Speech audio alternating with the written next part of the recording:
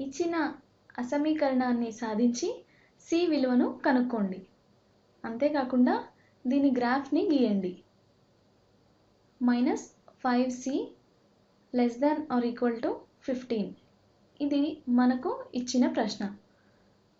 -5c ≤ 15 దీని అర్థం -5c అనేది 15 కంటే తక్కువగా కానీ లేదా సమానంగా కానీ ఉంటుంది.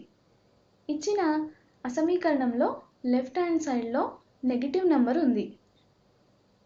దీనిని పాజిటివ్ నెంబర్గా మార్చాలంటే మైనస్ చే గుణించాలి. అంతేకాకుండా 5 చే భాగిస్తే అప్పుడు ఎడమవైపు మనకు ఓన్లీ c మిగులుతుంది. మరియు మైనస్ చే గుణించినప్పుడు అసమీకరణం గుర్తు <= కాస్త >= మారుతుంది.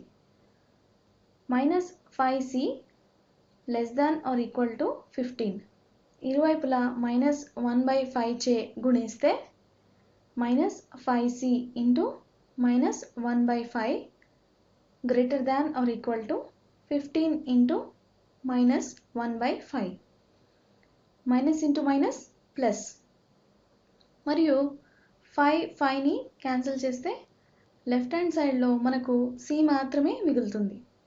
RHSలో -15ని 5 చే భాగిస్తే మనకు -3 మిగులుతుంది. Therefore, c is greater than or equal to -3. దీని అర్థం c అనేది ఎల్లప్పుడూ -3 కంటే పెద్దది లేదా సమాన విలువను కలిగి ఉంటుంది.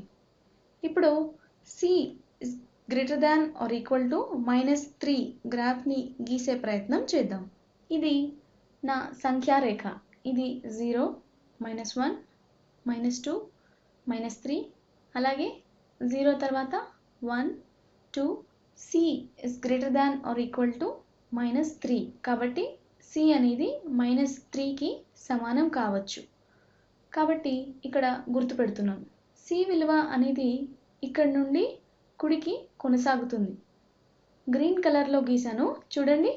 వీటిలో నుండి ఒక నంబర్ తీసుకొని ఇచ్చిన అసమీకరణంలో ప్రతిక్షేపిస్తే ఉదాహరణకు 0ని తీసుకోండి. -5 × 0 is less than or equal to 15 అంటే 0 is less than or equal to 15. ఇది రుజువైంది కదా. 0 15 కంటే చిన్నది కదా. ఇంకో సంఖ్యను తీసుకుందాం. ఇది -3 కంటే చిన్నది తీసుకుందాం. -4ను తీసుకుందాం. వెరిఫై చేద్దాం. -5 × -4 less than or equal to 15 ఇది +20 less than or equal to 15గా వస్తుంది. కానీ 20 15 కంటే పెద్దది కాబట్టి c అనేది -4కు సమానం కాదు. c is greater than or equal to -3 అని రుజువైంది కదా. ఇదే మన సొల్యూషన్.